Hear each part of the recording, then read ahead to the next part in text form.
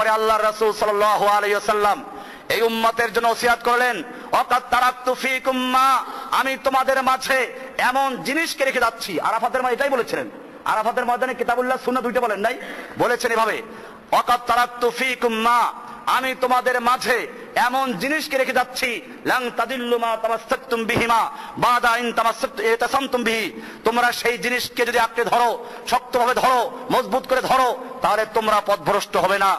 সেটা হচ্ছে কিতাবুল্লাহ। সেটার নাম কি? এখানে হাদিসের কথা উল্লেখ করেন এই জন্য, যেহেতু হাদিস কিতাবুল্লাহরই ব্যাখ্যা, আর কোরআন মানলে হাদিসকে মানতেই হবে। এই হাদিসের কারণে অনেকে আবার মনে করে যে কোরআন মানবো হাদিস মানবো না, যেহেতু আল্লাহ নবী বলছেন একটা জিনিসের কথা এখানে। কিন্তু আল্লাহ রাসূল ওখান থেকে মুজদালিফা এসে, মিনা এসে আবার ভাষণ দিয়েছেন, সেখানে পরিষ্কার বলেছেন, আমি তোমাদের মাঝে দুটো জিনিসকে রেখে যাচ্ছি, যেটা বিদায় হজের ভাষণেরই অংশ, তবে আরাফাতের ময়দানে না। আরাফাতের ময়দানে আল্লাহ রাসূল বললেন, ওয়াকাদ তারাকতু ফীকুম মা, আমি তোমাদের মাঝে এমন জিনিসকে রেখে যাচ্ছি, লাং তাদিল্লু বাদাহু, যখন তোমরা ওটাকে ধারণ করবে, ইন তাসামতুম বিহি, এটাকে শক্তভাবে ধারণ করবে, তোমরা পথভ্রষ্ট হবে না, বিচ্যুত হবে না, গোমরাহ হবে না। সেই জিনিসটা হচ্ছে কিতাবুল্লাহ। তার নাম কি? এই কথা বললেন, বোঝা গেল আল্লাহর কিতাব এবং আল্লাহর কিতাবের ব্যাখ্যা, রাসূলের সুন্নাহ, এগুলোই মুমিনদের জন্য পাথেয়। এটা কেন বললেন? এটা এই জন্য বললেন, আল্লাহর নবী সাল্লাল্লাহু আলাইহি ওয়াসাল্লাম পরিষ্কার করেছেন পরবর্তী বক্তব্যগুলোতে, মিনাতে, মুজদালিফাতে। আল্লাহ রাসূল বলেছেন, জেনে রাখো, বনি ইসরাইল যেভাবে 72 ফেরকায় বিভক্ত হয়েছিল, আমার উম্মত অচিরেই তার বেশি 73 ফেরকায় বিভক্ত হবে, এবং জেনে রাখো, কুল্লুহুম ফিন্নার, এরা সব হবে জাহান্নামী, ইল্লা মিল্লাতান ওয়াহিদা, একটা মাত্র দল নাজাত প্রাপ্ত হবে, একটা মাত্র দল মুক্তি পাবে, একটা মাত্র দল আল্লাহর কাছে মুক্তি পাবে। সেই দলটার নাম কি? কালা মা হিয়া ইয়া রাসূলুল্লাহ, হে আল্লাহর নবী, সেই দলটার নাম কি, পরিচয় কি? আল্লাহর রাসূল সাল্লাল্লাহু আলাইহি ওয়াসাল্লাম বলেছেন, সেই দলটির পরিচয় হচ্ছে মা আনা আলাইহি ওয়া আসহাবি, আমি এবং আমার সাহাবীরা যেই পথে আছি, যেই মতে আছি, এইটার উপরে যারা চলবে, যারা থাকবে, তারাই একমাত্র নাজাত পাবে। বাকি সব কোথায় যাবে? আল্লাহর নবী যখন ভাষণ দিচ্ছিলেন, আল্লাহকে সাক্ষী রেখে বলো, সেই সময় মুসলমানদের তরিকা কয়টা ছিল? সরল রেখা কয়টা হয়? বক্ররেখা কত হয়? আল্লাহর নবী যখন ভাষণ দিয়েছিলেন তখন কি কোনো তরিকা ছিল? বোঝা গেল পরবর্তীতে যত তরিকার তৈরি হয়েছে, আল্লাহর নবী যেটা বলেছেন 72 ফেরকা 73 ফেরকা হবে, সেই ফেরকাগুলো পরে হয়েছে, আর মুসলমানরা সেই ফেরকাগুলিকে মুক্তি পাওয়ার দল বলে আখ্যায়িত করেছে। বোঝা গেল আল্লাহর নবী যখন ভাষণ দিচ্ছিলেন, সেই সময় যেই ফেরকা ছিল, কিয়ামত পর্যন্ত সেই ফেরকাই নাজাত প্রাপ্ত দল। এরপরে যত ফেরকা তৈরি হয়েছে, চাই সে সুবিধা তরিকা হোক, যত ফেরকা হোক, সমস্ত ফেরকা কোথায় চলে যাবে? আল্লাহ নবী সে কথা বললেন, তারাকতু ফীকুম, জেনে রাখো অনেক দল তৈরি হবে। প্রশ্ন হলো, সেই দল তো অনেক তৈরি হবে, তখন প্রত্যেক দল দাবি করবে আমরাই হকের উপরে রয়েছি। ইয়া রাসূলুল্লাহ, তখন আপনাকেও পাবে না, আপনার সাহাবীদেরকেও পাবে না, তারা কি করে জানবে? এই প্রশ্ন আসে, অনেকে প্রশ্ন করে এখনো, এত দল, এত মত, কোথায় যাব? আমি বলি, এত দল মত হবে, এটা তো আল্লাহ রাসূল বলেছেন। না হলে প্রশ্ন হতো, আল্লাহর নবী বললেন এতগুলো দল হবে, হয় নাই, আমরা কি করব? আরে বেটা, আল্লাহ নবী তো বলেছেন দল হবে, দল হয়েছে, শুকরিয়া আদায় করো।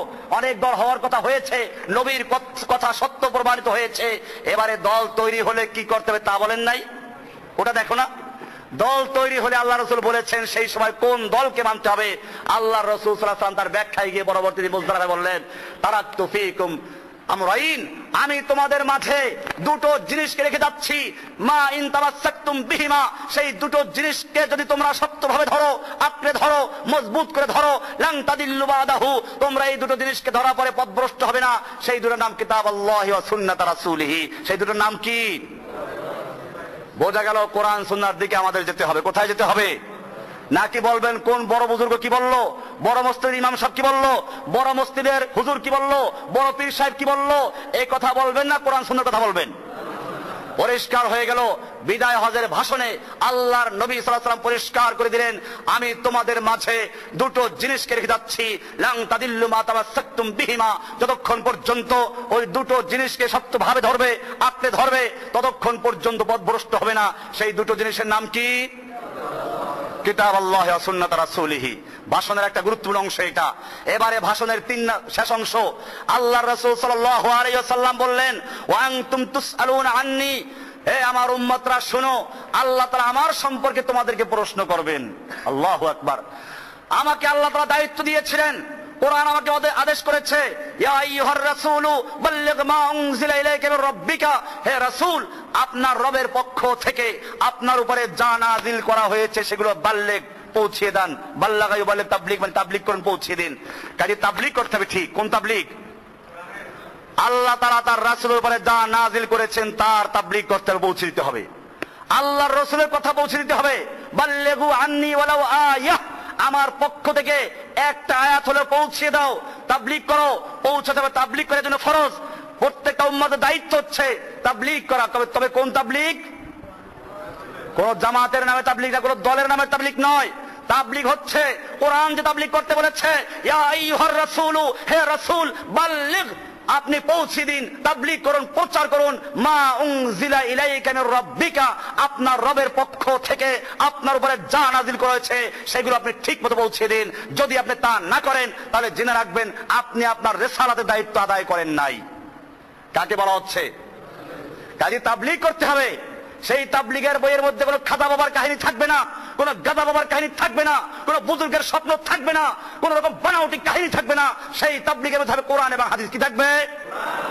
সুতরাং কোরআন এবং সুন্নাহর তাবলীগ চলবে, এছাড়া কোন তাবলীগ দুনিয়াতে চলতে পারে না।